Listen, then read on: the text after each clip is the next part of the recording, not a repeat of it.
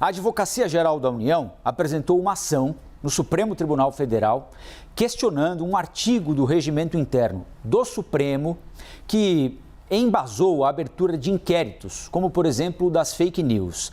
A ação apresentada pela AGU é assinada pelo presidente Bolsonaro e pelo advogado-geral da União, Bruno Bianco, recentemente empossado, e pede a suspensão do artigo 43 do regimento interno do Supremo Tribunal Federal até que o plenário da Corte julgue o tema.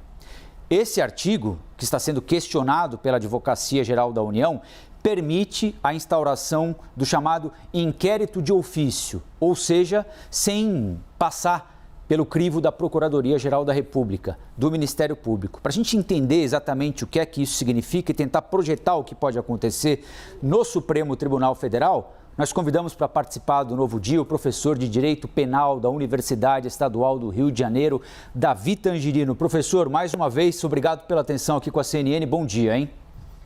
Bom dia, é um prazer estar aqui batendo esse papo. Professor, vou começar do básico. Um inquérito de ofício aberto por um ministro do Supremo Tribunal Federal é legal ou é um inquérito ilegal, inconstitucional? Para usar uma expressão muito cara ao presidente Jair Bolsonaro, é um inquérito que está fora das 4 linhas da Constituição?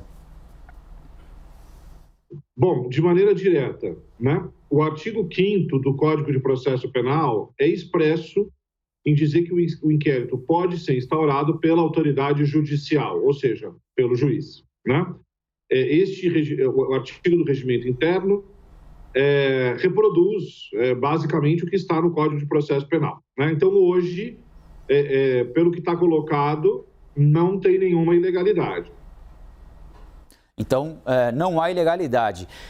Não havendo ilegalidade, na avaliação do senhor, esse questionamento que a Advocacia Geral da União faz ao Supremo, pedindo a mudança de um regimento, de um artigo do regimento interno do próprio Supremo, que dá ao Supremo o direito de instaurar de ofício um inquérito, tem alguma perspectiva de ir adiante?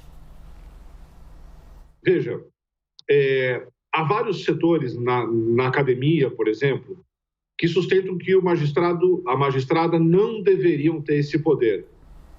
Porque aspas, dono da ação penal pública é o Ministério Público.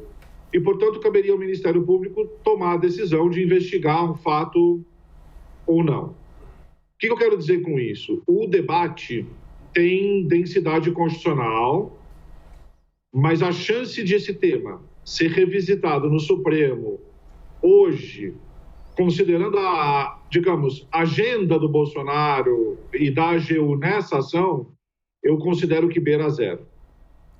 O inquérito das fake news, então, que parte de um ato de ofício do ministro Dias Toffoli, que escolhe, essa é uma outra crítica feita muito frequentemente também, não é, professor? Que escolhe e não sorteia o ministro Alexandre de Moraes como responsável por aquele inquérito.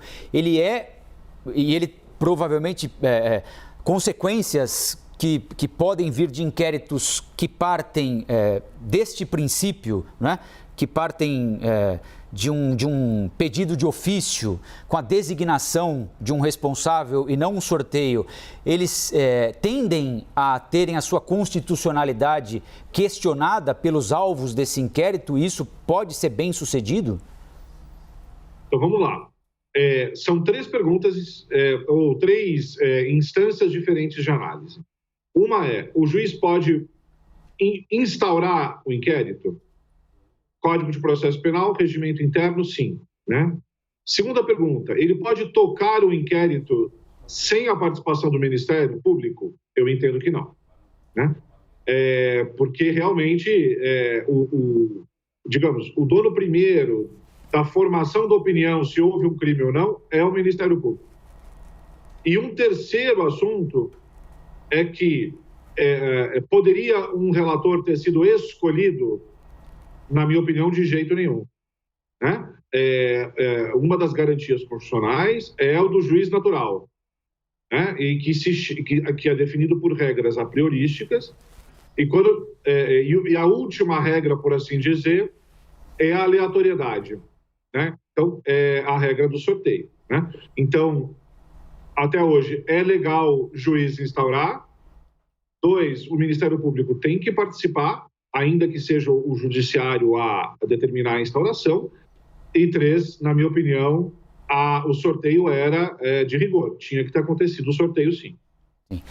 O Ministério Público, ele tem de necessariamente ser consultado a respeito de uma investigação, e essa investigação, vamos imaginar aqui um inquérito que parta de ofício, que é o tema da nossa entrevista. O Ministério Público tem de concordar com aquela investigação ou ele tem de concordar com a possível apresentação da denúncia? Em que momento que o Ministério Público é fundamental ali? Veja, então, determinada a instauração, pelo menos uma apuração preliminar do fato tem que acontecer sob pena de a norma do Código de Processo Penal ser inútil, né?